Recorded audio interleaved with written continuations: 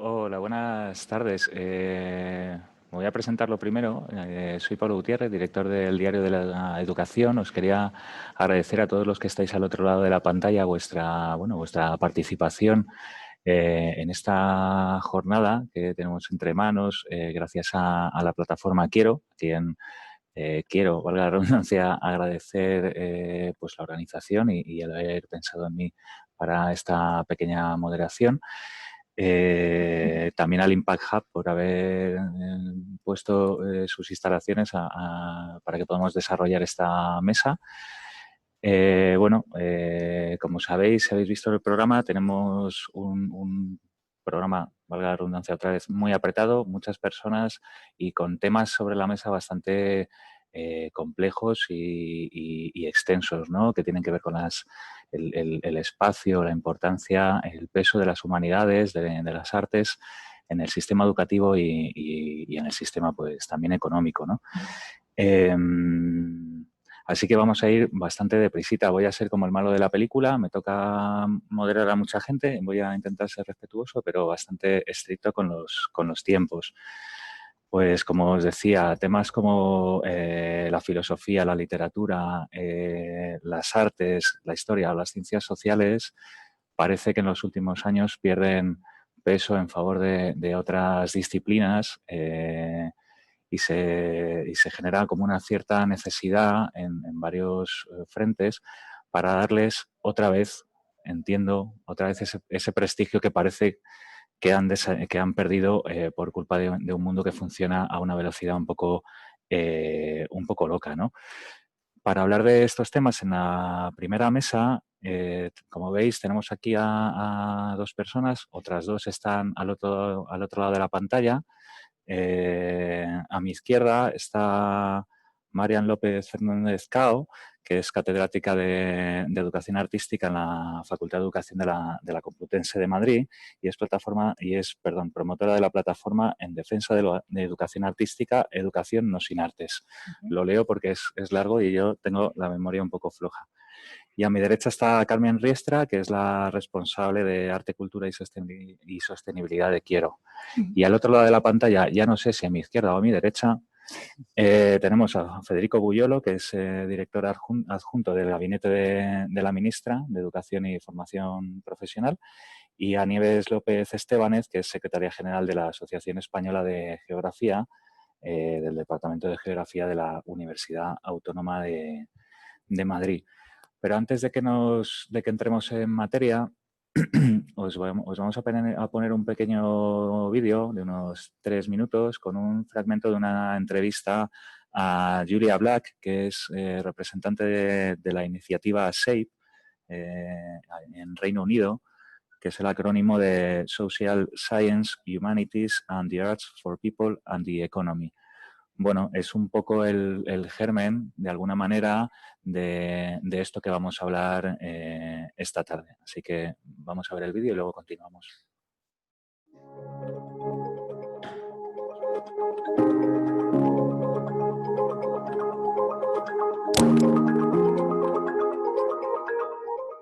And the SHAPE campaign is precisely what brings us here today. So, as you know, this campaign is going to be the starting point for our debate today. So could you please explain to us what the SHAPE campaign is about? I'm very happy to do that. So SHAPE stands for Social Sciences, Humanities and Arts for People and the Economy. And the motivating force behind it is really to try and articulate to people the value of our subjects and what the distinctiveness that they bring. And also to try to enable people to understand a little bit more what's involved in social sciences, humanities and arts, what they cover. And then finally, to really kind of raise their profile so that they're recognized as being of equal value to STEM subjects. Mm-hmm. And at the moment, we could argue, well, why do we need a new term? You know, a lot of people have been advocating the value of social sciences and arts and humanities subjects, so why the need for a new term? But one of our ideas, which we, I suppose, are trying to test, is that at the moment those arguments are quite diffuse. They're quite dissipated. You know, the arts sector is making their claims, then the humanities, and then the social sciences, and it does get quite diffuse. And then the second thing is that when they are given a collective term, it's usually a negative one, which is non-STEM. So you've got STEM and non-STEM. We thought, well, actually, there's a better way to articulate the value of the subjects and what it is that they offer and what it is that they do. And by having a collective name for them, then it would give additional voice, as it were, to those people who are advocating for the value of the arts or the humanities or any part of the SHAPE subjects, because they could be articulating that in the context of this wider argument and wider term, which is SHAPE. Mm-hmm. And so one of the things we also want to work really hard to emphasize is that we're not setting up SHAPE in competition to STEM. That's not the issue at all. In fact, one of the things we're really trying to articulate and advocate for is true interdisciplinarity, so that you can have SHAPE and STEM subjects working well together. And moreover, you need to have SHAPE and STEM subjects working well together if we're to address some of the massive societal challenges that we have. Bueno, pues Julia resume, creo, muy bien una situación en la que no solo se encuentra en Reino Unido, diría que en todo el planeta andamos un poco así, ¿no? Esa lucha de las humanidades por ser reconocidas o devueltas a su espacio. Cuando pensaba en la mesa, recordaba lo ocurrido a partir de 2013 con la llegada de la LOMCE de la última ley educativa y el debate un poco bronco sobre si las artes eran las asignaturas marías y esas asignaturas que, según dijo el anterior ministro, distraían un poco de las cosas que eran realmente importantes, ¿no? Que, bueno, creo que se califican por sí solas las palabras, pero bueno, es un poco la corriente dominante, ¿no? Hay cosas que son más importantes que otras. Y tenemos sobre la mesa ahora mismo dos preguntas, ¿no? Dilucidar qué nos aportan las humanidades y cuál es la situación hoy por hoy en el sistema educativo, ¿no? Seguimos arrastrando la LOMCE, hoy empezaba, bueno, ayer terminaba el plazo de enmiendas para comenzar el trámite de la LOMLOE. Y esto me sirve para lanzarle la primera pregunta a Federico. Ya que estás en el ministerio, conoces bien supongo, los engranajes, las tripas de la esperemos, futura ley de educación. A ver si nos podrías decir, hacer un poco el estado de la cuestión en este sentido. ¿Cómo está ahora la situación de las humanidades y las artes y qué podemos esperar del proyecto? Bueno, pues primero muchas gracias a Quiero por invitarme a compartir con vosotros en este formato híbrido entre digital y físico, pero bueno, siempre muy agradable poder compartir. Cuando decías, Pablo, lo del debate de la LOMCE me resultaba muy, muy curioso, porque yo en mi anterior etapa fui portavoz de educación en el PSOE en el Congreso de los Diputados y fui ponente de la ley. Entonces discutí mucho con Bert de esta circunstancia. Entonces me recordaba aquellas discusiones que tenía con él y con Montoro sobre la utilidad o no utilidad de la educación artística e incluso de la cultura. Hay que recordar que aquí la cultura fue uno de los grandes dañados en la crisis. Fíjate, tú lo decías, ayer se acababa el plazo de enmiendas, se han presentado las enmiendas y hombre, yo creo que tenemos que estar de enhorabuena porque yo creo que hay que también retrotraerse un poco. Es decir, es verdad que la tramitación de la ley ha generado cierta confusión con el tema de las enseñanzas artísticas. De hecho, he contestado muchas preguntas parlamentarias y preguntas de ciudadanos en el gabinete, porque veían que no se veían reflejadas y que volvíamos a un retroceso más allá de lo que había hecho ver. No, nada que ver con la realidad, al contrario. Es decir, la voluntad de la ministra, la voluntad del ministerio reforzar estas asignaturas, reforzar las humanidades y, sin duda alguna, reforzar el arte. Pero lo que tenemos que cambiar es el sistema. Dentro del sistema lo que no podemos es seguir generando esas tensiones, y además en el vídeo se hablaba entre las STEM y las SHAP, ¿no? Es decir, esta tensión no puede ser el que nos lleve a tener que dilucidar si esto es blanco o esto es negro. Segundo, no podemos seguir teniendo un currículum académico tan cargado y tan excesivo, que lo que nos estás haciendo, y ahora más en la pandemia lo hemos visto, como los profesores se han visto en la situación de no saber hasta dónde tener que llegar porque no teníamos horas y al mismo tiempo tenemos que estar reforzando los contenidos esenciales. Y este, por cierto, es un contenido esencial. Y tercero y gran elemento es que también, yo creo que lo conocéis, pero si no también os lo comento, hay una de las enmiendas que ha presentado el grupo que sustenta al Gobierno, una enmienda adicional para el compromiso de crear una ley de enseñanzas artísticas, una ley que recoja todas las especificidades y hacia dónde, que el compromiso de este país, e insisto, el compromiso de este país, porque lo que tenemos que abrir es un proceso amplio de participación para definir cómo tienen que hacerse, cómo tenemos que hacer y sobre todo cómo se va a incluir esto en el currículum. El currículum es uno de los grandes elementos en los que vamos a trabajar y, como sabéis, la ministra anunció la creación de un instituto de desarrollo curricular que combine esa visión de la innovación y que estemos permanentemente avanzando y estando en la vanguardia de la enseñanza y el aprendizaje de los alumnos. Creo que con todo el ánimo de intentar polemizar un poco, le voy a preguntar a Marian qué opina ella de... Me parecía todo muy fácil. Ya lo siento, Federico, ya lo siento. Bueno, al, no menos pasa estás nada. al menos no estás aquí, no te van a caer collejas directas. Pero Marian, que estás, ¿no? Eres el motor de la plataforma, me gustaría conocer tu opinión. Bueno, yo no soy el motor, yo digamos que soy la portavoz, pero sí que es cierto que desde hace unos cuantos meses, bueno, básicamente desde que vimos el proyecto de ley, y lo que vimos fue que seguía sin existir un especialista de educación artística en primaria, que es una cosa que nos sorprende, no solo por la injusticia que representa, sino porque hay especialistas en educación musical, hay especialistas en educación física, hay especialistas en lenguas extranjeras, y así como en el resto de Europa hay especialistas en educación artística, que nos parece fundamental en educación primaria, aquí sigue sin haberlo. En lo que respecta a educación primaria, no hay un cambio específico ni mejor que la LOMLOE.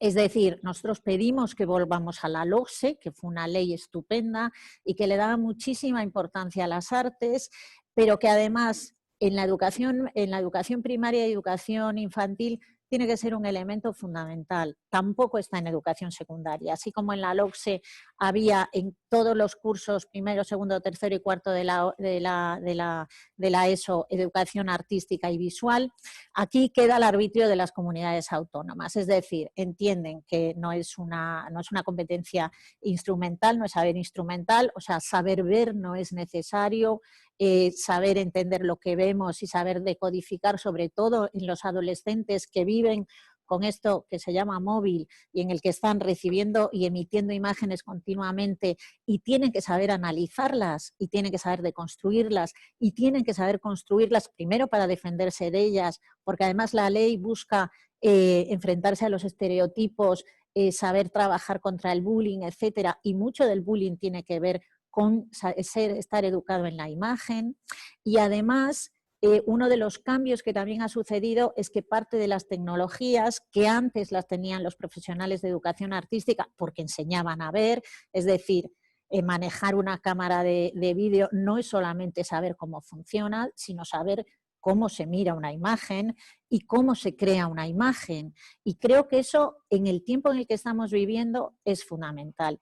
La verdad que, bueno, yo me alegro de las cosas que acabo de escuchar de boca de Federico y que si algo se puede añadir, pues sería estupendo, pero la verdad que el cuerpo de profesoras y profesores del área española, de todas las universidades y de secundaria, nos quedamos... bueno, digamos que muy tristes con la ley, con una ley que no nombraba la importancia de la creación. Yo puedo seguir mucho más, pero sí que querría señalar unos cuantos elementos que me parecen básicos en la educación.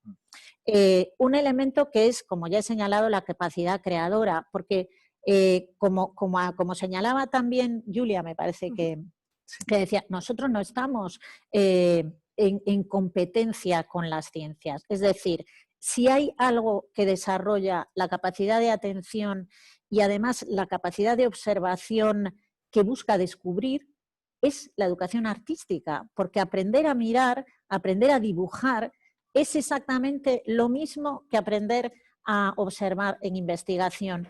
Es la misma mirada, es una mirada inquieta y es una mirada que quiere descubrir, con lo cual eso lo tenemos que desarrollar en primaria y una de las formas más fáciles, por decirlo de alguna manera, y más natural es trabajarlo a través de la creación artística. Y además hay otro elemento, porque la ley de educación lo que busca es innovación, busca emprendedores, busca trabajar en la robótica, etcétera.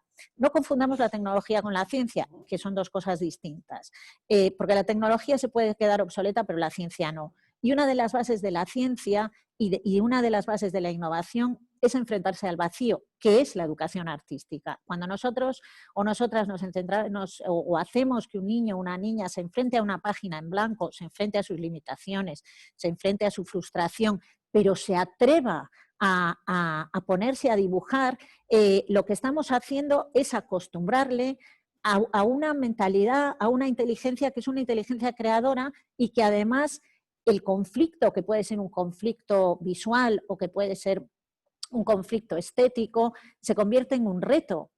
Además de todos los elementos que tienen que ver con esto y que tienen que ver con la empatía. Es decir, cuando nosotros hacemos arte para alguien y hacemos arte de forma colectiva y además trabajamos la materia del arte, somos nosotros. Es lo que tenemos dentro de nosotros con lo que tenemos fuera.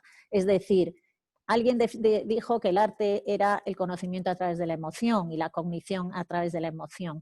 Yo creo que dejar a los niños y a las niñas sin esa educación básica, que es una competencia, que es como decía, la competencia creadora, pero también es la competencia visual que señalaba, sobre todo para los adolescentes, que tienen que saber analizar y saber qué tipo de imágenes y qué jerarquías de carácter sexista, de carácter homófobo, de carácter xenófobo están recibiendo para saber decodificarlas. Eso es fundamental en la adolescencia. Es decir, lo único que hace la ley, desde mi punto de vista, y espero que las enmiendas funcionen, es regularizar las enseñanzas artísticas, pero no en la educación obligatoria. Yo celebro muchísimo que se regulen las enseñanzas artísticas no universitarias y se pongan a la par y al nivel de las enseñanzas universitarias. Me parece estupendo, pero creo que la educación obligatoria en niños y niñas de 6 a 16 años tiene que tener esa competencia creadora, tiene que tener esa competencia cultural,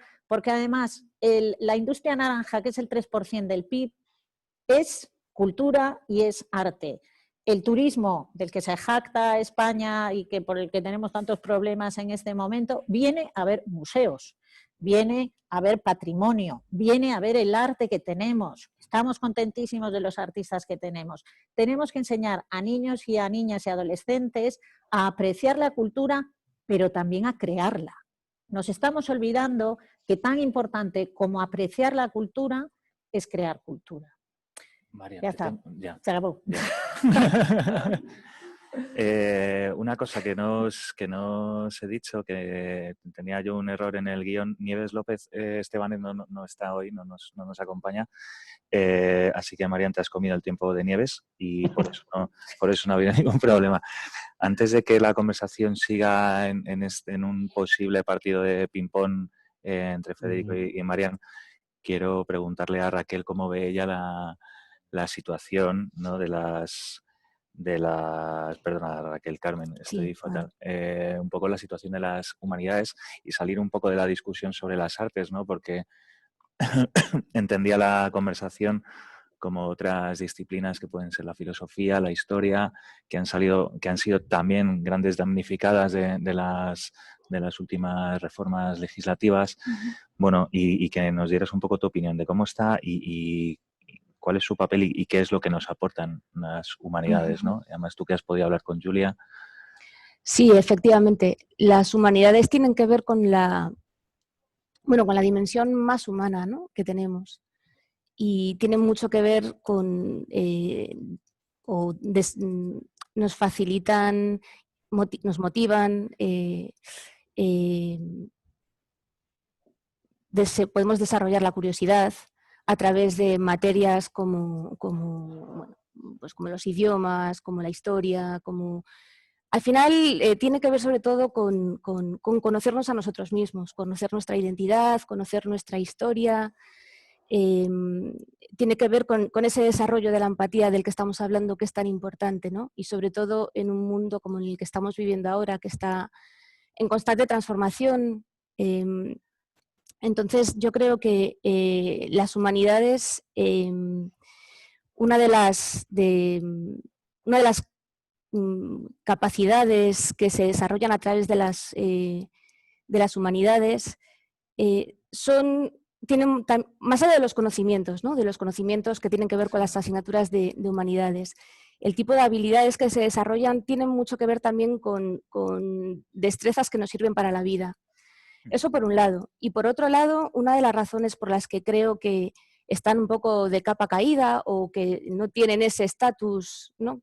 Como por ejemplo las STEM, robótica, tecnología, las ciencias en general, tiene que ver con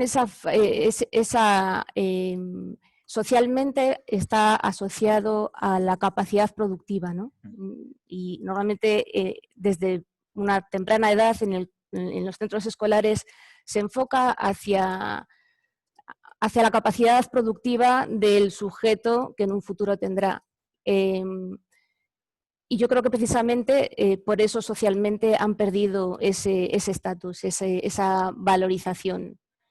Entonces yo creo que, bueno, que es necesario entender precisamente esa necesidad que tiene la tecnología y las asignaturas STEM de la parte humanística, de las habilidades que se desarrollan a través de las humanidades, de los conocimientos y de las formas de acceso que también permiten las humanidades a este tipo de materias. Volviendo al tema de la educación artística, que es un tema que a mí me interesa especialmente, efectivamente, más allá de, por supuesto, todo lo que ha dicho Mariana, a mí me gustaría añadir una cosa que es el hecho de que los procesos creativos, los procesos artísticos, favorecen el aprendizaje de cualquier materia. Y yo creo que esto es un recurso que en general en la educación se está perdiendo, ¿no? La falta de motivación es uno de los grandes problemas a los que nos enfrentamos. Y precisamente es a través de este tipo de procesos en los que la creación, el enfrentarse a los problemas, el tener que escuchar tener que escuchar otras posturas, otras ideas, el tener que comunicarse, el emocionarse. Cuando estás en un proceso artístico o creativo para aprender acerca de la historia o aprender matemáticas o aprender cualquier tipo de contenido, la aproximación, el enfoque artístico, el enfoque creativo permite precisamente toda esa emoción que falta, ¿no? en la educación actual. Sí, además, bueno, retomando por lo que decías de la emoción, ¿no? Y de lo que conocemos de las neurociencias de los últimos años, la importancia de la emoción positiva a la hora de desarrollar aprendizajes parece que es uno de los pilares básicos, ¿no? No solo para la motivación, sino para el propio aprendizaje a largo plazo. Federico, más allá de las artísticas, perdona que retome, no sé, la verdad desconozco ahora cómo está la situación de las asignaturas de filosofía y de historia, que también se han visto en los últimos años bastante vapuleadas, disminuidas en su carga horaria en el currículum de secundaria. Ya no hablo de las lenguas clásicas, ¿no? Que gente como yo las vivimos y las sufrimos y nos sirvieron para mucho después, a pesar de lo que pueda parecer. No sé si tienes en la cabeza, igual es una pregunta un poco tramposa, pero si tienes en la cabeza cómo quedarán materias como filosofía, historia, si van a recuperar el espacio perdido en 2013. Sí, bueno, ahora me vas a tener que moderar porque ahora sí que ya no voy a ser moderado con el tiempo y me voy a aprovechar porque es que después de oír a Carmen y a Marian, la verdad es que da mucho gusto, sinceramente, ¿verdad? Estaba oyendo a Marian y le aplaudía porque sinceramente me comparto todo lo que estaba diciendo, ¿no? Empiezo por lo que tú has dicho para no escabullirme, porque parecía que ya estaba escabulléndome de la pregunta. Vamos a ver, es decir, volvemos a lo mismo. Fijaros, estamos hablando de las enseñanzas artísticas o de las humanidades y tenemos también quejas de los de matemáticas que no tienen suficientes horas y hemos tenido también una movida bastante importante sobre las horas de matemáticas que se dan en el instituto, ¿no? Para nosotros que estamos hablando de este tema y que amamos la cultura y que entendemos la cultura y entendemos la emoción como esa parte fundamental del aprendizaje y de la enseñanza, claro, esto nos parece un poco loco, ¿no? Pero esto es así. Pero esto es la perversidad que tenemos en el sistema actualmente, ¿no? El sistema que tenemos ahora es que efectivamente todos terminamos diciendo qué hay de lo mío y al mismo tiempo lo que estamos viendo es de qué manera podemos reflejar y que todo esto se va a reflejar solamente con el número de horas que tenemos que hacer. Mirad, una de las cosas que lo que se pretende en esta ley lo que hace fundamentalmente es romper con aquella situación que nos llevó a todo el desarrollo que se estaba haciendo. No hay que olvidar, Marian decía que la LOCSE era el que había dado esta fuerza, la LOE es una continuación de la LOCSE, no es una ley distinta, sino que es la evolución de la LOE, y la LOMCE lo que hace es romper por completo esa evolución, y ahora lo que intentamos es quitar de todo el sistema aquello que estaba a mano. Por esto esta ley es una ley un poco rara, porque además es una ley que modifica una ley que había modificado otra ley, entonces jurídicamente y en el ámbito parlamentario es una cosa bastante compleja, ¿no? Por lo tanto, yendo directo, es decir, lo que hemos planteado justamente es que hablemos de qué es y qué tiene que tener el currículum. Hablemos de que no podemos seguir teniendo un currículum solamente en el ámbito de los contenidos, como decía Mariam. Tenemos que hablar también de un currículum que tenga que ver con lo competencial, que tiene que ver un encaje distinto de las asignaturas y de cómo hacemos el desarrollo, de la importancia que tienen las distintas y de ya no de romper esa dicotomía entre las STEM y las SAP o las humanidades y las ciencias. Por supuesto que no. Miren, Marian lo decía anteriormente, la tecnología podrá cambiar, podrá evolucionar, sea lo que sea, pero la ciencia no va a cambiar. Y esto va a ser la base fundamental. Hablábamos de creatividad. La creatividad es que esa es la pieza fundamental. Sabéis que durante mucho tiempo he trabajado los temas de Agenda 2030 y siempre he defendido que la creatividad... Sí, ahora Mario siga. Ahora sigo. Déjame que termine el argumento y verás a dónde quiero ir. La creatividad es fundamental para la transformación en el mundo en el que estamos viviendo. Mañana se cumplen 5 años de la aprobación de la Agenda 2030 y yo he defendido siempre esa visión humanista de lo que supone la Agenda 2030, la creatividad, el talento, la innovación como piezas fundamentales de ese desarrollo. Y tercero, y gran elemento, la educación. La educación es el factor fundamental. Compartiendo todo lo que está diciendo Marian y Carmen, sobre todo en el ámbito de la cultura, fijaros, ¿por qué ha caído en desgracia? Es decir, claro, es que es una reflexión que tenemos que hacernos también como país. Es decir, en Inglaterra o en Francia han tenido la cultura como un eje vertebral y fundamental del desarrollo, en algunos casos en Inglaterra como la nueva visión de la colonización inglesa a través de la cultura, y Francia a través del cine y la apuesta por la cultura en todos sus ámbitos, ¿no? Por lo tanto, hay una valoración muy importante en la sociedad y esto tenemos que trabajarlo también. Es verdad, la cultura, me voy a poner como yo, somos el 2,4% del PIB, con una capacidad de crecimiento ligada prácticamente a lo que puede ser el ámbito sanitario. Pero, sin embargo, todavía no tenemos una valoración por parte de la ciudadanía del valor fundamental de la cultura. Efectivamente, lo que tenemos que hacer es reforzar eso. ¿Cómo se refuerza eso? Se refuerza con distintas políticas, algunas de ellas desde el Ministerio de Cultura que están poniendo en marcha, o de la Asociación Cultural de España. Hay que recordar que España es el segundo país en patrimonio material que nos permite efectivamente que ese turismo venga aquí. Pero además también en patrimonio inmaterial. Yo, fíjate, soy de Elche, aunque vivo aquí en Madrid, y el Misterio de Elche fue el primer patrimonio inmaterial de la humanidad que se le dio a España y que por lo tanto lo tenemos en la mente. Ahora bien, ¿todo esto cómo se materializa? Claro, lo que tenemos que hacer es materializarlo. Y por eso María me hacía así con las manos, pues sí, efectivamente, compartimos esto, pero tenemos que ir andando este camino. Esto seguramente no consuela a nadie, porque decimos que llevamos mucho tiempo diciéndolo, sin duda alguna. Pero tenemos que trabajar, sin duda alguna, en esa ley futura que estábamos hablando, que efectivamente lo que va a hacer es ordenar las enseñanzas por la parte de arriba, las superiores y las profesionales, pero al mismo tiempo imbricar a través de esa revisión del currículum educativo, de las metodologías también educativas que tenemos que aplicar en la nueva educación. Yo soy un enamorado de la filosofía de Ken Robinson, recién fallecido hace muy poquitos días, y por lo tanto no podemos estar teniendo un sistema educativo del siglo XIX para gobernar el siglo XXI. Y no digo solamente en el ámbito tecnológico. Y concluyo con una cosa, Pablo. Efectivamente, mirar, las humanidades tienen que estar imbricadas en todo el sistema educativo y tenemos que trabajar en esa línea. Venimos de una situación muy compleja. La LOMCE nos ha llevado a que hemos roto con la equidad. España era el segundo país más equitativo del mundo en el ámbito de la educación. Hoy somos el séptimo o el octavo. Hemos perdido muchos chavales y chavalas por el camino, aunque el abandono escolar temprano se está reduciendo, pero se ha visto reducido mucho el nivel que llevábamos. Tenemos el mayor nivel de repeticiones.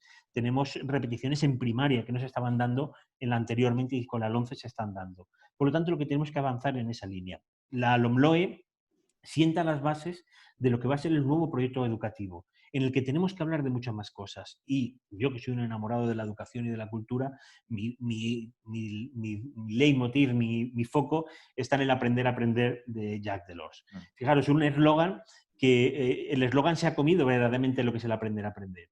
El aprender a aprender es aprender a conocer, es aprender a ser, aprender a convivir y aprender a hacer, que Carmen y Marian lo decían, aprender a hacer. Efectivamente, esto es lo que tiene que ser el nuevo sistema educativo y en lo que estamos trabajando. ¿Que es complejo? Sí, sin duda alguna. Pero si las bases son esto, y termino ya, si las bases son estas, hagámoslo real y vamos a intentar y vamos a aprovechar esta oportunidad que se nos brinda ahora con esta modificación de la LOMLOE y con las enmiendas que estamos ahora mismo debatiendo. Y discúlpame, Pablo, que me... Sí, no, siento cortarte, Federico, pero vamos ya un poco apurados y María me estaba pidiendo responderte y luego tengo unas preguntillas que haceros y una específica para ti que la verdad me da miedo hacértela, pero vamos a preguntar a María. A ver, es que, claro, o sea, Federico, querido, dices unas cosas que es que me lo pones en bandeja. Vamos a ver, vale, no hablamos de asignaturas, que es una cosa muy antigua, etcétera. Hablamos de competencias. O sea, si no hay un especialista en educación artística en primaria, ¿quién desarrolla las competencias de educación visual? ¿Quién desarrolla las competencias de educación artística? Eso es muy complicado. Llámale asignatura, llámale horas, es decir, como señalaba Carmen, podemos hacerlo de manera transversal, podemos recuperar a Herbert Reed y hablar de la educación por el arte y el arte como experiencia de Dewey, etcétera, etcétera, pero necesitamos especialistas muy bien formados en educación artística que estén en los centros y sepan desarrollar la creatividad. Y saben desarrollar la creatividad porque creo que en pocas cursos, asignaturas, materias, se enfrentan a una página en blanco como se pueden enfrentar en educación artística. Y la creación es complicada de enseñar, o sea, no es una cosa, venga, vamos a ser creativos, no, es complicado porque tiene unos mecanismos, tiene unos procesos y además desarrolla precisamente unas competencias que luego serán fundamentales en educación secundaria, en bachillerato, en la universidad y como sabemos todos, en la vida, ¿no? Precisamente son en los momentos de crisis las personas que son más creativas y los artistas y las personas creadoras son aquellas que se pueden enfrentar a la incertidumbre y a la impredecibilidad, que es esta crisis. Y por eso esta crisis ha tomado tanto de la cultura. Pero que me digas que tenemos que repensar por qué esta sociedad no apoya la cultura, a mí me parece, me enfada un poco, en el sentido de, si fuéramos Francia, que destina 1 millones de euros al apoyo de los artistas que en esta pandemia lo han pasado realmente mal, al teatro, a la música, etcétera, o Francia, que hace unos 10 años se pusieron de acuerdo el ministro de Cultura y la ministra de Educación e hicieron todo un plan de educación artística porque les interesaba a ambos ministerios, o la propia ministra de Educación, que hizo todo una encuesta para ver cómo se podía mejorar y implementar la educación artística. Ahí se ve la importancia de un país que le da valor al arte y a la educación, y que justamente sea un país como España, que tiene de los tantos por ciento de patrimonio mayores, y que olvide a los artistas que hay, pero que olvide las competencias de los niños y niñas que pueden llegar a ser artistas. Al final lo que hacemos es una educación elitista, y siento decirlo, porque sacamos de la educación obligatoria, que es de los 6 a los 16 años, la educación artística y la educación creadora. Es decir, lo dejamos a las familias que se lo pueden pagar fuera de la educación obligatoria. Es decir, los barrios que están confinados hoy en Madrid, la mayoría de ellos no van a dar nada de educación artística. Eso a mí me parece que es muy preocupante. Y lo siento, ya. Sí, te iba a cortar. Nos quedan como 5 minutos. Ahí, para hacer algunas preguntas, tengo 4 que voy a tener que resumir porque si no, no llegamos. Y una se relaciona con esto último que has dicho sobre los barrios confinados en Madrid. Y es cómo afecta la situación de la COVID a las humanidades. No sé si, bueno, es más una reflexión al aire, me imagino. Nadie tenemos conocimiento, supongo, experiencial.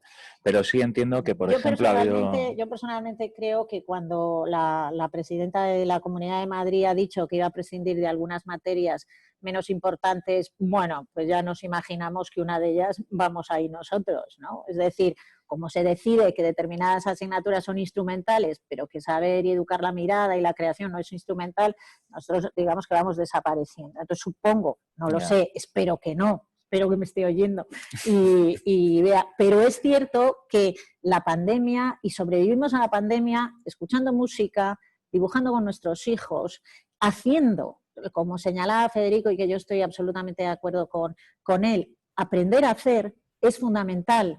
Y además, en los primeros años, es la manera en la que trabajemos desde el cuerpo, desde ese conocimiento intercorporal que señalaba Merleau-Ponty en los años 50, ¿no? y que en los niños y en las niñas que están creciendo tienen un cuerpo del cual no somos solo cabezas, y es el arte el que consigue, a través de esa percepción, trabajar una cognición y sacarlo a través de la mano. O sea, miremos los dibujos de los niños de la Guerra Civil Española, que tan bien trabajaron los maestros de la Guerra Civil en las colonias cuando estaban fuera. Gracias a esos dibujos pudieron mantener, digamos, una cabeza medianamente equilibrada, porque pudieron expresar y pudieron entender lo que les estaba pasando, ¿no? Y creo que muchos de nosotros sobrevivimos a la pandemia utilizando las artes y las humanidades, pero sin embargo la educación reglada prescinde de las artes y las humanidades en tiempos de pandemia, lo cual es una verdadera paradoja. Sí, es un poco la discusión de siempre, ¿no? Entre el valor de uso y el valor de cambio de las materias, ¿no? Con qué ganamos y con qué no ganamos. Voy a hacer la última, si no os importa. Tenemos 3 minutos y yo creo que Federico va a ser capaz de consumirlos enteros. La pregunta es, tiene que ver con que la cultura es transversal a la Agenda 2030. ¿Cómo podemos llevar los objetivos de desarrollo sostenible a la educación? ¿No? Entiendo que es otro de los retos que tenéis encima de la mesa en el Ministerio ahora, con más urgencia que nunca. Sí, yo, primero quiero que María no se cabre conmigo. No, no quiero que se cabre conmigo porque compartimos todo y efectivamente, decir, no veas mis palabras nada, eso al contrario. Lo que quiero es aportar y sobre todo intentar aprender mucho de vosotras para implementarlo aquí desde el Ministerio. Fijaros, tú lo estabas diciendo, efectivamente lo que tenemos que cambiar es metodología. Segundo, la pandemia lo que nos ha hecho es llevarnos. Todos hemos salido o hemos sobrevivido a la pandemia gracias a la cultura. La cultura no ha parado. Han parado los teatros, han parado los cines, han parado los cines, pero la cultura no ha parado. Por lo tanto, hagamos. Lo único que no comparto contigo, y sí que estoy de acuerdo contigo, pero no lo comparto, es que efectivamente en este país todavía tenemos que trabajar a nivel de ciudadanía mucho más el valor de la cultura, que no el precio. Como decía Machado, que no es lo mismo valor y precio, necio es el que confunde valor y precio. Claro, estos países tienen una visión mucho distinta de lo que es este país. Sigue necesitando tener el valor de la cultura. Además, hace poco con otro compañero hacíamos unas jornadas en la Fundación Ortega y Gasset, en mi ámbito particular, para hablar del valor de la cultura, ¿no? Y de lo que significaba ese valor de la cultura. La Agenda 2030 y la cultura y la educación. Fijaros, la cultura no está dentro de la Agenda 2030. Yo soy un gran defensor de la Agenda 2030 y la cultura no está dentro de la Agenda 2030. Está solamente en unos objetivos y algunas metas, pero muy tangencialmente. Claro, UNESCO se ha dado cuenta y efectivamente ahora está trabajando en saber cuál es el valor de la cultura. La cultura es el principio, el instrumento y el fin para que verdaderamente se pueda cumplir la Agenda 2030. Y la educación, sin duda alguna, lo que tiene que hacer es fortalecer esto. La educación no es solamente, ya no podemos hablar solamente de la educación. El otro día hablaba con un compañero que estábamos trabajando un tema que dentro de poco tendrá os podremos contar sobre el papel de la Agenda 2030 y el proceso de participación que vamos a hacer para definir cuál es el papel de la educación en la Agenda 2030 y cómo que la educación ya no es solamente se habla de políticas educativas en el ámbito formal, sino que tenemos que hablar de política educativa en toda su amplitud y entendiendo que la educación es un valor fundamental, pero además es un derecho en la educación a lo largo de la vida para todas las personas. Por lo tanto, lo que tenemos que ver es cómo esa educación tiene que ver con, sin duda alguna, con todos los ámbitos que estamos hablando, pero además que la educación no puede ser solamente el instrumento sobre los que los otros sistemas se están apoyando. El sistema económico se apoya en la educación, el sistema cultural se apoya en la educación, el sistema social se apoya en la educación, pero la educación tiene que sostener a todos los sistemas. No puede ser eso. La educación tiene que ser el ámbito formal, pero además tiene que ser el ámbito nuclear de nuestra transformación. Y cuando hablo de educación, sin duda alguna, para mí educación y cultura van unidos. Así que eso lo que tenemos que hacer es hacerlo real. Yo siento que efectivamente a veces no vamos todo lo rápido que quisiéramos. Yo también hago activismo político dentro de mi organización, dentro del ministerio, todos los que he estado, y es verdad que nos gustaría llegar más lejos, pero está en el espíritu, está en la voluntad y está en el mandato de la ministra que se trabaje este tema para que efectivamente haya un cambio importante y no solamente incremental, sino un cambio de transformacional de la educación artística y sobre todo de las humanidades en el nuevo sistema educativo. Pues, ay, perdona, Carmen, por favor. Sí, me gustaría simplemente apuntar rápidamente, y en realidad estoy lanzándole una pregunta a Federico también. Estamos fuera de tiempo, luego no quiero... Sí, es rápidamente. Me gustaría también entender cómo se plantea la integración de la Agenda 2030, de los ODS, de todo el contenido en el currículo educativo. Si Mira, puedes comentar un poquito acerca de esto, porque yo creo que es algo que realmente existe una necesidad real actualmente, ¿no? Los docentes, el profesorado, yo creo que no tienen ni las capacidades, o sea, no tienen herramientas para poder realmente introducir todo este contenido en las aulas y conectarlo con la realidad de los niños y de las niñas, ¿no? Sí, mira, tú has dado la clave, Carmen. Fíjate, varias cosas y muy rápidamente, porque si no, a Pablo lo vais a despedir y no lo vais a volver a contratar por moderador. Entonces, tengo la suerte de haber participado en el inicio, en el plan de implementación de la Agenda 2030, donde decíamos que para que la educación verdaderamente pudiera estar en la Agenda 2030 o la Agenda 2030 en la educación, tenía que pasar tres cosas. Una, teníamos que generar contenidos adaptados a la educación. Dos, que teníamos que incluirla dentro de la ley, que no estaba incluida. Y tres, que teníamos que formar al profesorado. Es imprescindible formar al profesorado. La nueva ley lo introduce ya no como enmienda, sino en el propio articulado habla de estas tres cosas. Una, de que toda la ley tiene que estar sustentada en la Agenda 2030, en los principios de la Agenda 2030. Dos, que hay que generar esos contenidos y que tienen que estar incluidos, no como una asignatura más, sino estar incluidos en distintas asignaturas. Y tres, que hay que formar al profesorado. Además, se ponía un deadline en el año 2022 que todo el profesorado tuviera esas capacidades para poder implementar la Agenda 2030. Y ese es el camino en el que estamos trabajando y en el que se va a hacer. Pero no solamente vamos a trabajar en el ámbito formal, sino, como os decíamos, vamos a trabajar también en cómo la educación aporta a la consecución de la Agenda 2030. Yo creo que esto tiene que ser bidireccional, de la Agenda 2030 a la educación y de la educación a la Agenda 2030. Pues aquí justo lo vamos a dejar. Muchísimas gracias, Federico, por estas últimas palabras. También a Marian porque ha sido muy interesante poder escucharte. Me quedo con algunas pinceladas sobre la importancia de las humanidades de las artes que se han puesto sobre la mesa en el proceso de motivación, del aprendizaje, del aprender sobre uno mismo y sobre lo que acontece alrededor, de cómo la ley vamos a tener la buena fe de pensar que quiere dar pasos en esa dirección, aunque hay quien cree que deberían darse pasos más largos o pasos más rápidos. Estamos en periodo de enmiendas. Federico, acabamos de empezar. Escucha nuestras enmiendas, por favor. Pues vamos ahora a empezar la segunda mesa, que va a tener que ver pues un poco como un poco también con cómo se impulsan las humanidades desde en la educación y en el trabajo, y vamos a intentar pensar sobre algunas de las habilidades que el sistema educativo entendemos casi todos que debe fomentar, ¿no? Temas como la empatía, la creatividad, pensamiento crítico, colaboración, pero esto será ahora en un ratito y un poquito antes de eso vamos a poder ver otra parte de la entrevista con Julia Black para ahondar un poco más en la iniciativa SHAPE y en las humanidades.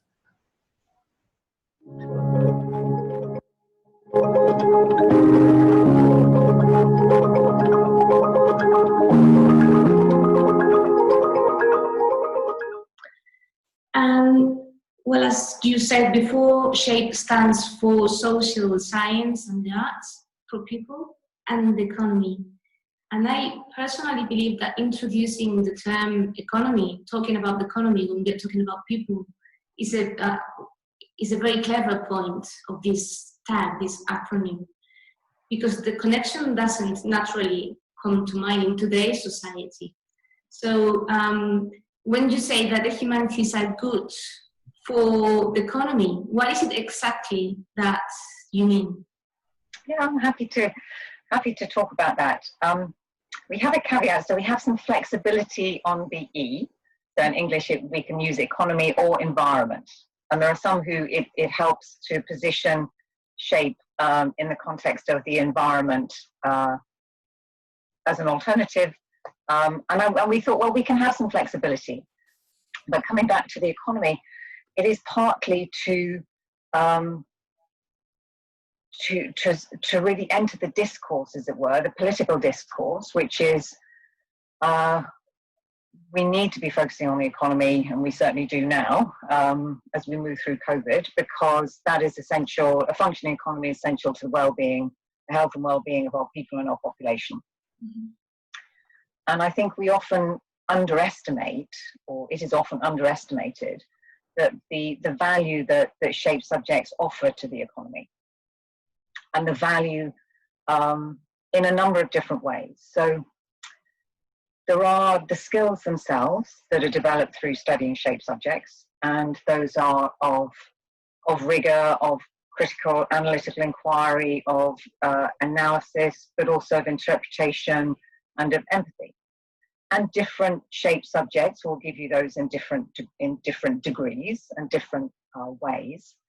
So there's a skills, which is, I suppose, the methods that are used within social sciences, humanities and arts, and methods of inquiry. There's also the mindset, which is inquiry and creativity. They're not unique necessarily to SHAPE, but I think empathy, understanding, intercultural recognition of the fact that things play out differently in different cultures, that context matters, that's a very important aspect that SHAPE subjects give to people in terms of that mindset. And then finally, the different modes of expression of SHAPE, can run from statistics through to performing arts. So all of those compendium of skills, methods and mindsets and modes of expression, both are very valuable to the economy in any area of the economy, but also the knowledge areas are also critical to different parts of the economy. So a lot of us are moving into much more service-based economies. I know the UK, for example, 80% of our still dwindling GDP is from the services-based economy. Significant proportion of that from professional services, which are financial services and legal services. And again, they're social science subjects, they're SHAPE subjects. But also I think we underestimate the value of our creative arts industry, of our cultural heritage industry, again, which is powered by the knowledge, not just the skills, that you learned through SHAPE subjects. And then finally, and I know from talking to those who are involved in tech, as it were, tech development, then both the knowledge and the critical skills that one gets from SHAPE subjects are absolutely fundamental in the development of technological solutions, because they bring in the human element, the understanding of how humans are going to interact. People, we are going to interact with these technologies which are being developed. So I think in those three ways, you have a body of skills which are transferable and translatable. You have a body of knowledge, which gets mobilized and you can get economic value from using that. And then you have, as I say, to reiterate, coming back, the fusion of both those knowledge and skills with those who've been trained in STEM to produce really innovative products and services.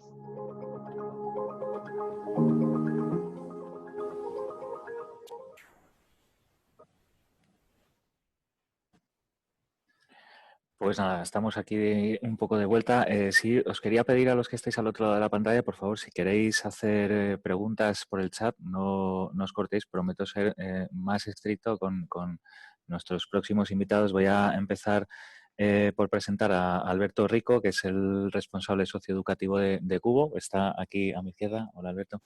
Y repite Carmen, y hay otras dos personas al otro lado de la pantalla. Juan Andrés García, director de formación, estudios y grupos sectoriales de la Asociación Española de Fundaciones. Muy buenas, Juan Andrés. Y, hola, buenas tardes. Y Max Ahora dicen que soy el director de comunidad de la asociación. Me han cambiado el... Perfecto. Y también está Max Oliva, que es cofundador de Impact Hub, fundador de la Escuela Emprendimiento Innovador Teamlabs y profesor de IE en diseño de servicios de innovación. Muy buenas tardes, Max. Hola, ¿qué tal? Un gusto estar con vosotros. Igualmente. Pues ya lo apuntaba Julia, ¿no? En el vídeo, la importancia de habilidades como la empatía, la creatividad, el pensamiento crítico, algunas otras. A mí me venía a la cabeza una de la que habla María Acaso, que es la responsable de educación del Reina Sofía. Ella hablaba de pensamiento divergente, ¿no? De un poco salirse del cubo y de cómo las humanidades, entiendo que con un gran peso las artes y las disciplinas artísticas nos ayudan a esto, a salir un poco de la caja y a tener un pensamiento un poco más diferente. Pero no sé, ¿cómo veis vosotros la importancia? ¿Por qué son importantes estas habilidades hoy por hoy? No solo en la educación, también en el sistema productivo, ahora y supongo que en el futuro. Te toca, Alberto. Me toca empezar. Sí. Bueno, primero dar las gracias por participar de esta mesa redonda a Quiero y al Hub, que creo que este espacio es muy necesario empezar también a hacerlo un poquito más cercano, sí, no todo tan online, poco a poco, como se va pudiendo. Y nada, yo también me preguntaba cuando escuchaba a Judith si estamos hablando de habilidades o competencias, ¿no? Porque me parece que es interesante como también hacer ese matiz, sobre todo cuando hemos venido a la mesa anterior que hablaba de educación y de la importancia de educar por competencias en el momento en el que estamos. Yo creo que, claro, bueno, también la traducción de skills siempre es una traducción un poco engañosa, sí, ¿no? Pero creo que es interesante tratarlas también como competencias porque creo que también nos acerca un lenguaje de lo que estamos tratando en educación y en economía, en los dos sectores. Y creo que efectivamente para entender esas cuatro patas que mencionaba Federico del informe de Ross, ¿no? De aprender a hacer, a ser, a convivir y a estar, creo que es importante formarnos como personas a nivel integral. Y si no tenemos la capacidad para salirnos del marco de contenidos y empezamos a hablar de competencias como la creatividad que mencionabas, o el pensamiento crítico, el pensamiento divergente, no vamos a poder realmente estar en una sociedad que sea diferente. Convivir de un modo distinto porque se está viendo que no podemos seguir conviviendo de la manera que estamos conviviendo, con unas tasas de racismo tan altas, seguimos teniendo que luchar contra el sexismo de una manera muy radical y seguimos sin encontrar como los espacios para formar un nuevo tipo de economía que no sea una economía tan voraz como la que tenemos, ¿no? Entonces yo creo que para mí el papel de las artes justamente en fomentar estas competencias está en todo lo que ocurrió en el siglo XX, ¿no? Porque cuando hablamos de artes y de humanidades también es una ambigüedad muy amplia y creo que es interesante justamente lo que muchas veces deja el sistema educativo, ¿no? ¿Qué pasó el siglo pasado en filosofía, en historia, en música? Y ahí es donde está el pensamiento verdaderamente divergente de los últimos años, ¿no? Esta posmodernidad, pero no solamente eso, sino todo lo que ocurre más allá, que es donde se generaba pensamiento crítico, donde se generaba creatividad y todas las habilidades que son competencias realmente y que mencionabas antes. Carmen, si no te importa, voy a lanzarla al otro lado de la pantalla por aquella dificultad de la ida y de la vuelta. No sé quién se anima primero, si Juan Andrés o Max. Me voy a animar yo primero, Max. Oye, primero, encantado de conocerte y de saludarte y de saludaros a todos. Estamos hablando de humanización y fíjate que ahora la situación en la que nos encontramos es vosotros allí, nosotros aquí, viendo una pantalla, eso nos separa.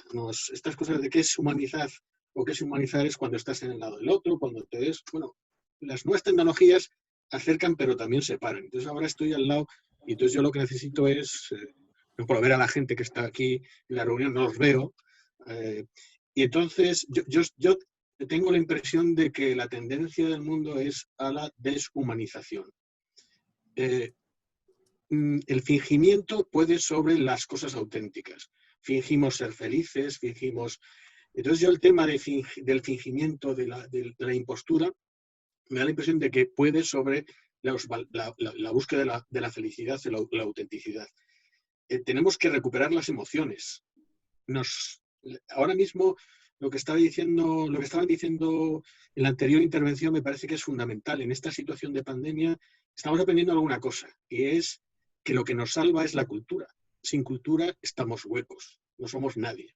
Nos refugiamos, por lo menos yo me he refugiado en la música, en la literatura, he escrito poesía, y yo creo que nos hace falta eso. Lo estamos perdiendo. Yo creo que la creatividad y dejar llevar la creatividad y sobre todo buscar quiénes somos de verdad es fundamental. Y ya digo, esta situación de pandemia por momentos nos separa, pero por momentos nos acerca, porque nos enfrenta a lo que somos, de verdad, seres humanos que se van a morir y que tienen la muerte de cerca. Y cuando vemos esa realidad, tendemos a estar más cerca de la gente. Pero ya digo, yo ahora mismo creo que la tendencia general del mundo es a la deshumanización. Yo tengo aquí un libro de un filólogo que se llama Luis G. Martín, que le llama Un mundo feliz, que dice una apología de la vida falsa y que tiene un comienzo demoledor. Y dice, la vida es un sumidero de mierda, un acto ridículo o absurdo. Y dice, al final la conclusión de esta historia es que lo que de verdad buscamos es un mundo falso en el que podamos estar felices. Felices que es bienestar, no felices de verdad. Porque el que busca la felicidad también busca el sufrimiento y tal. Pero de todo lo que vemos por aquí y lo que cuenta en este libro, yo creo que la tendencia es más, tanto en el mundo de la educación como en el mundo de la cultura, como esa deshumanizar las relaciones que tenemos entre nosotros. Y ahora mismo esta situación nos pone un poco en ese brete, de decir, bueno, pues vosotros estáis aquí, nosotros estamos aquí, y tenemos dificultad para empatizar, para vernos, para ver cuál es nuestra reacción, para saber qué nos pasa por dentro. No sé si me he explicado cómo estoy saliendo del tiesto. No, está bien que abras el campo. Mientras hablabas me ha recordado una frase que he anotado de una entrevista aquí voy a hacer un poco de promo, de José Illana, fundador de Quiero, un vídeo, que me parece que resumía de alguna manera lo que estabas diciendo, ¿no? Y es que el arte es necesario porque vivimos tiempos en los que la razón ya no es suficiente, ¿no? Ahí intentamos, a través, entiendo, de las disciplinas más STEM, más científicas, explicar las cosas, pero hay un punto en el que ya no se pueden seguir explicando. Ya no hablo más. Juan Andrés, ¿cómo entiendes tú la importancia de este tipo de habilidades en el mundo que nos toca vivir ahora? Pues yo creo que son fundamentales. Tenemos que recuperarlas y tratar de sacar a la gente esas habilidades de las que estamos hablando ahora, de la empatía, de dar la importancia real que tiene la cultura que es lo que nos hace ser humanos, las emociones, la capacidad de crear algo. En el fondo somos un invento, es decir, somos una construcción, y la construcción la podemos reforzar o la podemos tirar por los aires. Es decir, somos una construcción y tenemos un nombre, una identidad. Desde que nacemos construimos una identidad como personas y nos relacionamos con el mundo, y la forma de relacionarnos con el mundo es con las emociones y con la creatividad. Entonces me parece fundamental, y si estamos hablando del ámbito educativo, bueno, pues hay que fomentar esa creatividad en los alumnos. Yo, por ejemplo, algo ahora que nos está pasando, que es el tema de la salud y la relación con los médicos, en la asociación estamos trabajando mucho en unos debates sobre la humanización del sistema sanitario, y es un tema muy interesante porque pues, se ve la dificultad que ahora tienen los médicos para tener una relación humana con sus pacientes. Se está deshumanizando por precariedad de medios, pero también porque bueno, pues los médicos ahora tienen un trato frío con el paciente, y eso no puede ser.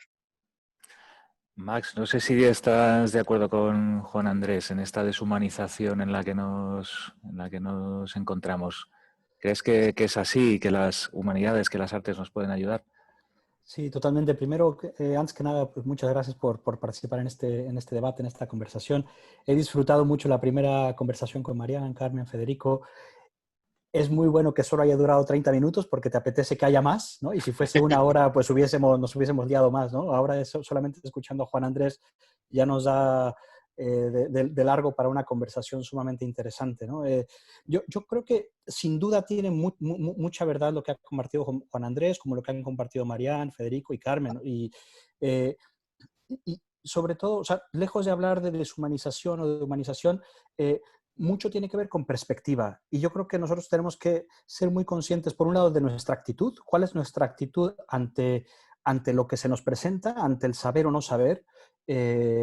Y esa actitud, creo que nos queda mucho desaprendizaje, no mucho aprendizaje, mucho desaprendizaje de salirnos de nuestra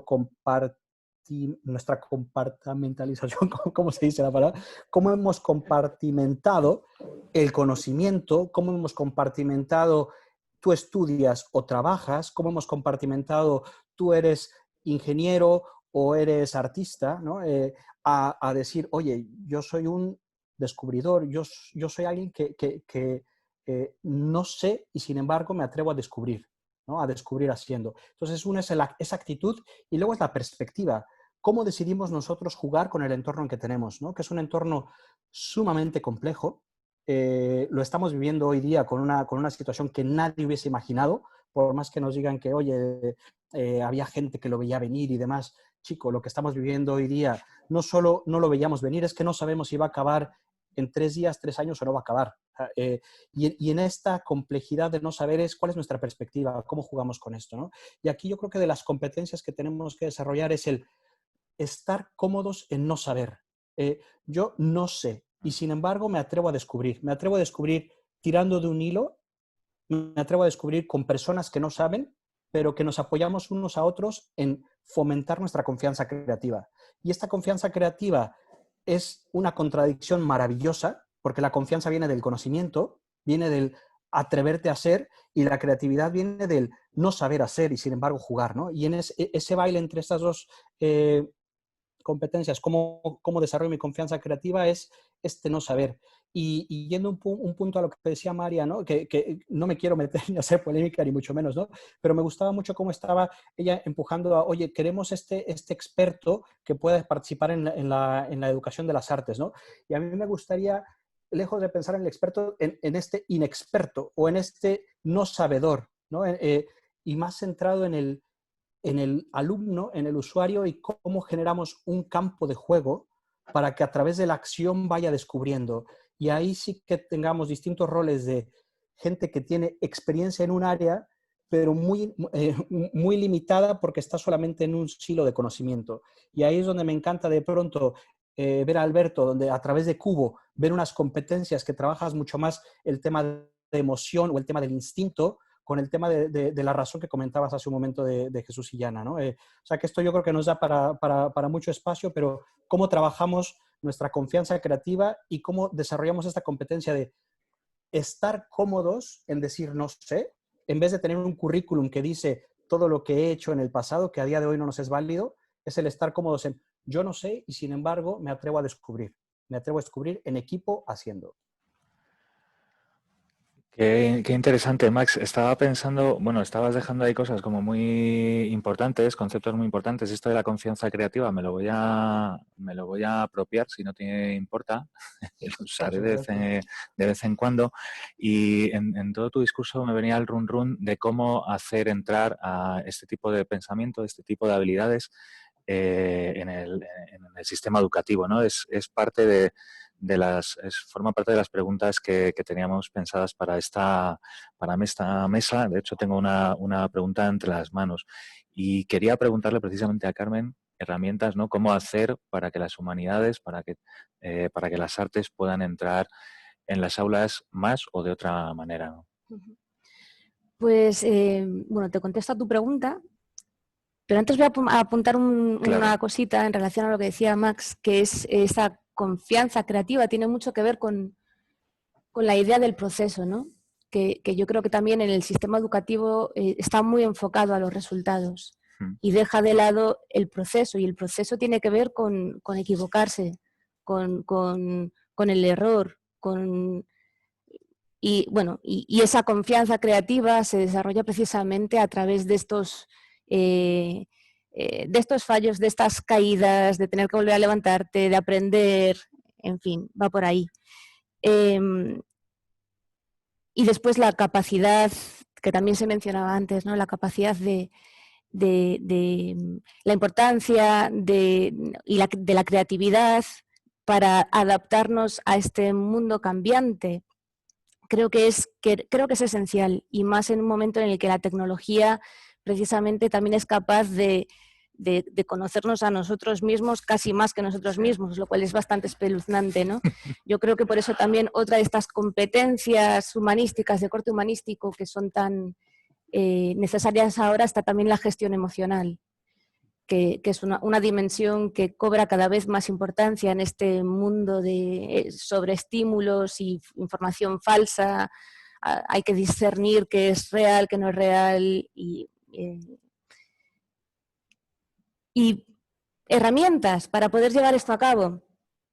Pues bueno, desde luego el poder desarrollar prácticas artísticas o procesos, llamémosle procesos, ¿no?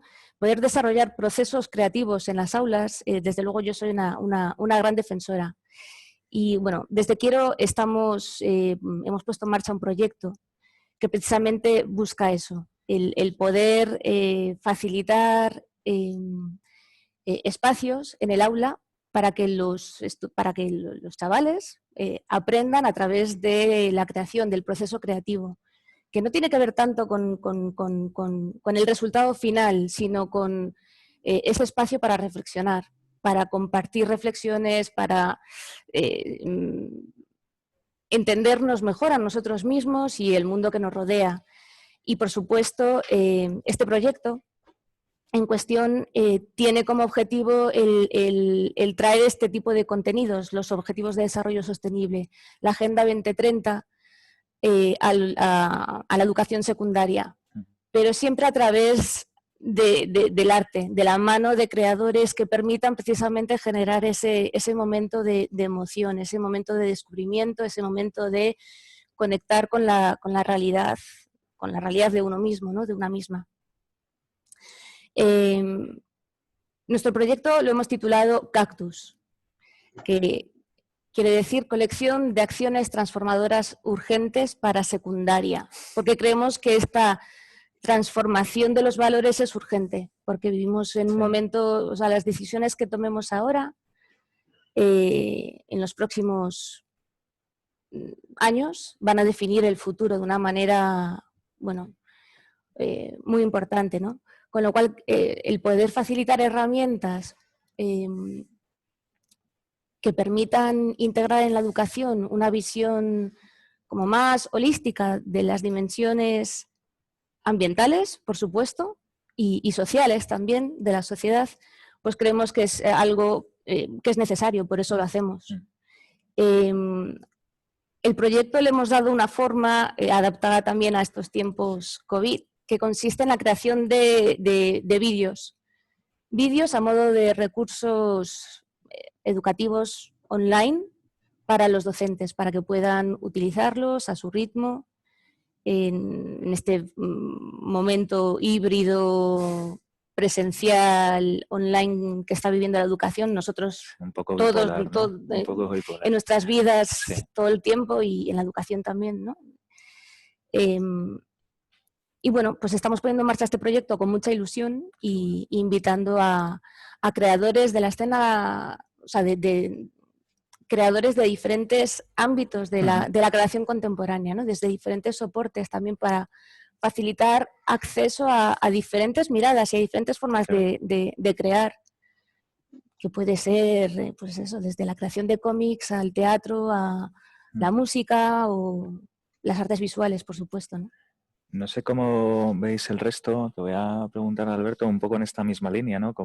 ¿Qué tipo de iniciativas se pueden desarrollar para llevar la creatividad a las artes y esto es un poco apropiación de una pregunta que nos han mandado, y con esta pregunta, ¿cómo lo hacemos con tecnología, ¿no? Que se nos ha impuesto, nos guste o no. Sí o sí, ahora mismo es un sí o sí. Pues mira, justo venía leyendo un libro que se llama El Factor Wow, que es el papel de las artes en la educación, se subtitula, de hecho, y que es un libro súper interesante porque hace un estudio a nivel internacional de qué es esta cuestión de la educación artística de calidad y qué impacto real tiene, ¿no?, en las personas y en las sociedades. Y una de las claves que daban es justamente que para que se pueda llevar esta educación artística de calidad a las aulas y que realmente ocurra esta cuestión de que esto transforme y que genere competencias, una de las claves es precisamente que se salga de las aulas, ¿no? Que se genere esa conexión entre por qué, si tenemos el centro cultural al lado del colegio, por qué no ocurre nunca nada juntos. Porque si ocurre algo es una excursión de vez en cuando a ver qué obra de teatro ponen. Y no hay un diálogo más continuado entre el centro de juventud, entre el centro cultural, entre el conservatorio, incluso si tiene la ciudad, la escuela de música. Hay un montón de factores culturales que ya están en la ciudad y que no dialogan con la escuela, porque la escuela muchas veces está también muy saturada de muchas otras cosas, ¿no?, de muchas burocracias, pero que justamente a través de ese diálogo se pueden empezar a generar un montón de vínculos interesantes. En ese sentido, pues, claro, el papel de las artes dentro de la propia escuela también puede ser ayudar a entrar a todas estas instituciones, ¿no? En Cubo, precisamente, justo estas competencias las trabajamos a través de experiencias educativas transmedia, que las llamamos, ¿no?, con Kaeru, que es un espectáculo, pero que luego al final va a ser mucho más de un espectáculo, porque justamente cuando entran todas las tecnologías en juego y cuando los chavales al aula empiezan a trabajar las competencias en sí mismos, que son al final las mismas, las que ponemos sobre la mesa en Kaeru, son la empatía, el pensamiento crítico, la cooperación, la creatividad y la iniciativa. Son competencias que hacemos explícitas, además, porque creo que la cuestión de las artes no es solamente ponernos a hacer y ponernos a crear, sino también hacer explícito, como decía Carmen, cuáles son los procesos que estamos llevando a cabo. Claro. No es tan importante el mural que creamos, que a lo mejor es súper bonito y que queda genial en el pueblo, crear ese mural que lo construimos colectivamente y que es bonito al final, pero ese proceso de construir colectivamente es lo que genera aprendizaje y lo que genera una transformación social en el entorno. Entonces, por eso ahí el papel de las artes está en ese proceso, como decía Carmen, y incluyendo las tecnologías que decías, ahí es donde entra, yo creo, un reto súper interesante, que es conseguir que esté el atractivo, por un lado, que tiene las tecnologías para los jóvenes, ¿no?, como decía antes Marian, con todas las cosas que nos trae el móvil de estímulos. Eso se puede revertir evidentemente en que se te pierden los adolescentes porque están ahí en vez de estar contigo, pero también puede ser una herramienta para justamente lo contrario, ¿no? Ahora mismo una de las herramientas que mejor está funcionando de lo que estamos implementando es justamente una alianza que tenemos con una alianza de robótica educativa. Y fíjate que artes y robótica educativa no se suele ver por ahí mucho, pero resulta que a los adolescentes les encanta ver cómo pueden crear con su propio cuerpo y como ese propio cuerpo resulta que luego, si lo pones con pintura conductiva o con un robot que baila contigo al lado, resulta que se vuelve todo como mucho más bonito, pero además se vuelve mucho más creativo y mucho más interesante a nivel de pensamiento crítico también. No sé cómo veis, Max, Juan Andrés, este entrar de la creatividad en las aulas, ¿no?, que parece casi un oxímoron, esa rigidez del sistema educativo y esa flexibilidad que parece que esta tarde todo el mundo está pidiendo a gritos. Que hable Max, que sabe Max. No, gracias, Juan Andrés. Y además, de verdad que me apetece muchísimo seguir esta conversación y por eso va a estar bien que nos cortes también. Porque Max, así tienes 5 minutos a lo sumo porque nos echan, no, total, nos echan del se impact. con ganas de más. Totalmente, no. Por un lado, o sea, totalmente de acuerdo con la contradicción. La tenemos frente a nosotros y tenemos un sistema que no solo nos limita, sino que va a estar así mucho tiempo, ¿no?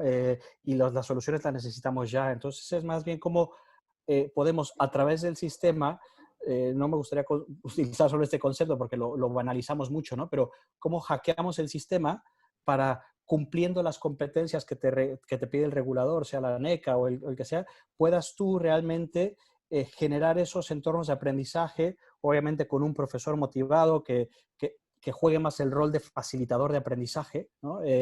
Y ahí es donde tenemos que empujarnos mucho a desaprendizaje, ¿no? Me gustó mucho lo que decía Alberto de, oye, chicos, si tú quieres hacer algo creativo, la contradicción está en sal del aula, ¿no? Y yo, por poner un ejemplo que es concreto, que es real, que está homologado por la NECA, ¿no? Es el grado de liderazgo, aprendizaje e innovación que tenemos en Team Labs, Lane, y viene de Finlandia, se lleva haciendo más de 20 años, y lo que es muy potente es que haces justo eso. O sea, el campus, lejos de que sean las 4 paredes en las que estás, se convierte en tu ciudad, en el entorno, pero sobre todo también en, oye, si tienes que viajar de la ciudad, si el proyecto te lleva a China o a Sudáfrica o a donde sea, que sea a través de estos proyectos donde desarrollas estas competencias, ¿no? Tienes, sin duda, está arreglado, tienes unas competencias a aprender, tienes que facturar, hay un montón de indicadores que lo que hacen es, tú cumpliendo esos indicadores tienes un espacio para crear, para hacer un proyecto y hacerlo en equipo. Y empiezas en un papel en blanco. O sea, tú tienes que facturar 1.000 euros esta semana y me da igual lo que hagas, ¿no? Mientras sea legal. Y que es importante recalcarlo, y más con chavales y eso que parte de una frustración, de un apuntar al profesor, decir, pero ¿tú qué eres? No, yo no soy profesor, chico, yo soy tu team coach, ¿no? Y esto de echar culpas, de pronto diriges eso y dices, bueno, ¿yo qué voy a hacer? ¿Y tú qué vas a hacer, compañero mío? Y de pronto, como equipo, tienes que buscarte la vida, buscar soluciones, y ves si ves también logran el objetivo. Los 1.000 euros es lo de menos, es cómo yo a través de eso empiezo a desarrollar competencias y luego tener esta parte de donde tienes esta acción, que son, oye, levantar ese dinero, por ejemplo, hay muchos otros retos, pero luego también este espacio de reflexión, ¿qué hemos hecho? ¿Por qué lo hemos hecho? ¿Qué es lo que hemos aprendido? ¿Qué conocimiento cristalizamos? ¿Cómo lo vamos a hacer diferente la siguiente vez? Y esta cristalización es donde tú de pronto llevas a la conciencia competencias que al estarlas haciendo, desarrollas por un lado, ostras, lo que he hecho realmente va mucho más allá de la simple acción. Desarrollas volverte a enamorar del querer aprender, ¿no? Y que es fundamental para realmente dar solución a los retos que tenemos, llámense de la Agenda 2030 o de cómo juntamos la parte racional con la emocional y con la instintiva, ¿no? Pero hay mucho espacio. Esta es una manera de hacerlo, pero sobre todo va mucho en cómo desaprendemos, cómo habilitamos nuestra curiosidad para trabajar con aliados poco frecuentes, y vuelvo un poco porque yo creo que con esto va a ser mi última intervención, escuchando a Federico, a Carmen, a Marian, a Alberto, digo, oye, tenemos mucho en común, y lejos de defender nuestra propia postura es cómo generamos estos puntos de encuentro para poder crear y para poder, a través de nuestras distintas perspectivas, generar realmente proyectos que nos ayuden a hackear este sistema. Pues Max, me temo que va a ser tu última intervención y la última intervención de todo el mundo, porque se nos ha acabado el tiempo. Te debo una, Juan Andrés, lo siento mucho. No, ya he visto, Pablo, Max sabe mucho más que yo. Te tengo que dar la razón, Max, ¿no? Con lo que has dicho al principio, que media hora está muy bien porque te deja con ganas, y no te la doy al mismo tiempo porque media hora es muy poco para todo lo que se podía haber dicho y no nos ha dado tiempo a decir. Me quedo con algunos conceptos como el que decías antes de confianza creativa y con la necesidad de salir del aula, ¿no? De romper el aula como centro de aprendizaje, porque efectivamente aprendemos no solo en el cole, no solo en esa hora, sino a lo largo de toda la vida y en todas las facetas de nuestra existencia, ¿no? Y me permito el lujo de volver a dar las gracias a Quiero por la iniciativa de la mesa, al Impact por la facilitación para que se haya podido hacer, y por la propia iniciativa, ¿no? Porque es verdad que las artes, las humanidades y todo lo que conllevan, ¿no? De creativo, de autoconocimiento y de pensamiento crítico, se han convertido no solo en habilidades o en skills, vamos a dejarlo en skills, muy necesarias para el trabajo, sino para la propia vida, ¿no? Espero de corazón que quienes estáis al otro lado de la pantalla hayáis sacado cosas en claro, os haya parecido interesante, y espero que nos podamos seguir encontrando en otras ocasiones como esta para seguir profundizando sobre la educación y el aprendizaje. Muchas gracias. ¿Puedo hacerte, antes de terminar, una pregunta? Claro.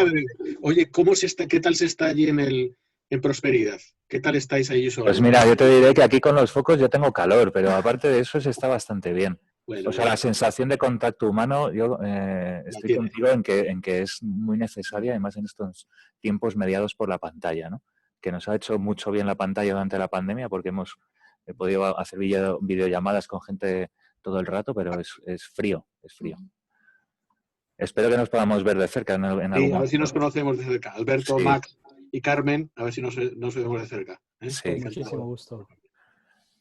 Lo dicho, muchas gracias. Hasta la próxima. Muchas gracias. Chao.